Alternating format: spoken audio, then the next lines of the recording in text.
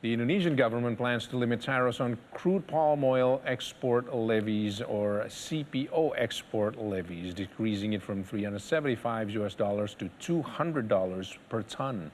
Indonesian Minister of Trade Muhammad Levies says that the Indonesian Minister of Finance has agreed to lower the tariff limit on CPO export levies, while the CPO export duty fees will be increased to a maximum of $288 per ton.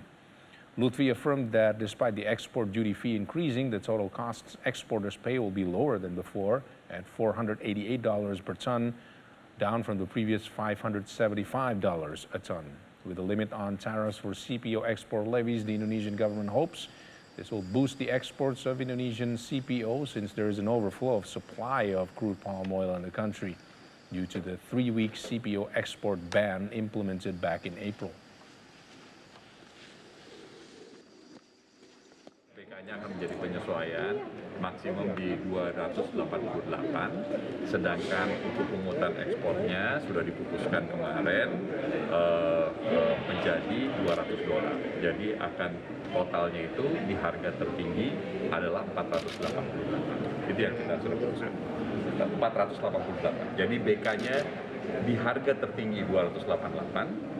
PE-nya, pungutan ekspornya di harga tertinggi adalah 200. Jadi maksimum adalah 488 tergantung daripada harga CPO dunia itu sendiri. Ya. The Organization for Economic Cooperation and Development says Russia's war in Ukraine and the energy and food crisis it worsened will severely drag down global economic growth and push up inflation this year. The Paris-based group on Wednesday says China's zero-COVID policy, which has scrambled manufacturing supply chains, is also weighing on a world economy that was starting to rebound from the COVID-19 pandemic. It is the latest institution to slash its growth forecast, underscoring the dimming economic outlook. The OECD expects the global economy to expand 3% this year, down from the 4.5% it predicted last December. Inflation is forecast at nearly 9% for the OECD's 38 member countries, nearly double the previous estimate.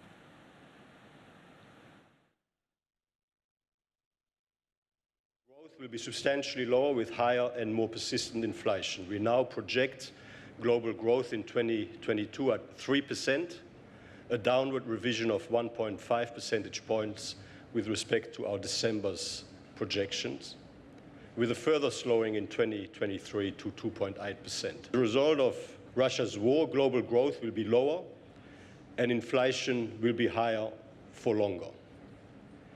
Both business investment and private consumption growth have been hit, and the war has further exacerbated supply chain disruptions, which had previously been brought on by the pandemic, which is pushing up energy and food prices and causing significant price